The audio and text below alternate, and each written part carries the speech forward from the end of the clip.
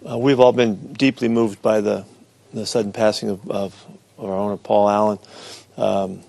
We're still in the midst of dealing with all of just the emotions and the concerns and all that come to you immediately at a time like this. And so around here we're all hanging together and staying really close and just making sure that we're doing all the things that we need to do to carry on and really and maintain the effort and the spirit that Paul always stood for, and which was extraordinary achievement, extraordinary idealist, keep pushing always to do great things. And I feel fortunate that we're the ones that get to carry on the messaging in that regard. And we have this extraordinary way to connect with the people in the area, through our play.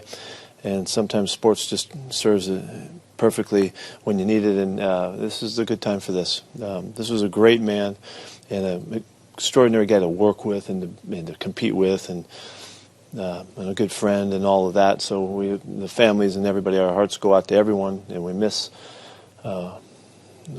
every aspect of our relationship. But with that, we're gonna miss a good friend. So, Coach, Deborah Horn from Cairo 7, did you we did know, because we saw the news release from Mr. Allen on October 1st that his cancer had returned. He sounded so hopeful in that. Did any of you have a sense that the end was so near?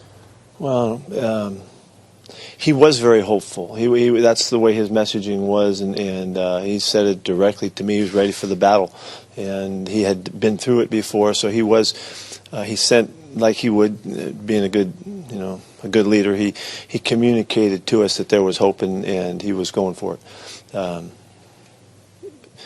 But he had become ill. He had become, unable to do some of the things that he had normally been able to do and travel and going to the games and things like that because of his, his illness. But so there were some signs in that regard, and he was weakened. Yeah, he was weakened. So, but it still happened very suddenly. You said that you would not have left USC if not for your belief in Paul. What was it at that stage when you were considering whether to leave or not that struck you about Paul and maybe you want to come back? He was able to pass along the spirit that he now I know of wanting to go for it, and